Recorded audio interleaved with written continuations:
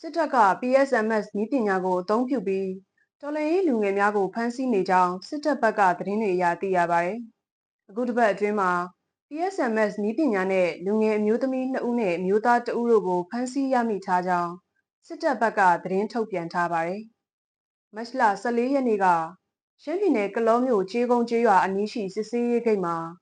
စစ်တပ်ကအကြမ်းဖက်တိုက်ဖျက်ရေးဥပဒေပုံမှန်90ညနဲ့ရန်ထုတ်ထားတဲ့အသက်28နှစ်အရွယ်ရှိတဲ့မူဂျိုဆီယာမတအုပ်ကိုဖမ်းဆီးခဲ့ပါတယ်။အလားတူအဆိုပါမတ်လ14ရက်နေ့ကပဲကလောမြို့ရက်ကွက်3ရှိ Happy Holiday Inn အခန်းနံပါတ်3မှာနေထိုင်နေတဲ့ပုံမှန်90ညနဲ့ရန်ထုတ်ခံထားရတဲ့အသက်28နှစ်အရွယ်ပကြီးပြကန်းမန်နေဂျာအမျိုးသမီးတဦးကိုစစ်တပ်ကဖမ်းဆီးခဲ့ပါတယ်။ဒါအပြင်မတ်လ15ရက်နေ့ကမန္တလေးမြို့မှာစစ်တပ်ကအကြမ်းဖက်တိုက်ဖျက်ရေးဥပဒေပုံမှန်90ညနဲ့အလိုရှိနေတဲ့လူငယ်တဦးကို PSMS နည်းပညာနဲ့မော်လမြိုင်အတ္တရံတရားစစ်ဆေးရေးဂိတ်မှာဖမ်းဆီးခဲ့ပါတယ်။ PSMS နည်းပညာဆိုတာဟာလူပုဂ္ဂိုလ်တဦးချင်းစီကိုစစ်ဆေးကြည့်ရှုခြင်းနဲ့ထိမ့်သိမ်းဆောင်ရွက်မှုများကိုတိကျစွာစောင့်ကြည့်နိုင်တဲ့နည်းပညာတစ်ခုဖြစ်ပါတယ်။ PSMS ကို AI, Facial Recognition, CCTV Analysis,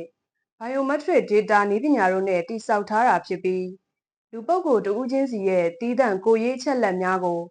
လွယ်တကူစောင့်ကြည့်နိုင်တဲ့နည်းပညာပဲဖြစ်ပါတယ်။စစ်တပ်က PSMS နည်းပညာကိုတင်ကျယ်စွာအသုံးပြုဖို့ပြည်သူများကို Smart Card UID များအဓမ္မပြုလုပ်စေခိုင်းခဲ့တာဖြစ်ပါတယ်။စစ်တပ်က PSMS နည်းပညာကို၎င်းတို့ထိန်းချုပ်ရာမြို့တွေမှာတွင်တွင်ကျယ်ကျယ်အသုံးပြုနေပြီး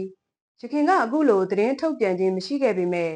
တော်လှန်ရေးလူငယ်အမြောက်ပြားဟာအဆိုပါနည်းပညာနဲ့ဖမ်းဆီးခံခဲ့ရတာဖြစ်ပါတယ်။အဆိုပါ PSMS နည်းပညာကိုတရုတ်နိုင်ငံရဲ့ဟာဝေးနည်းပညာကုမ္ပဏီကစစ်တပ်အတွက်ကူညီပေးနေတာဖြစ်ပါတယ်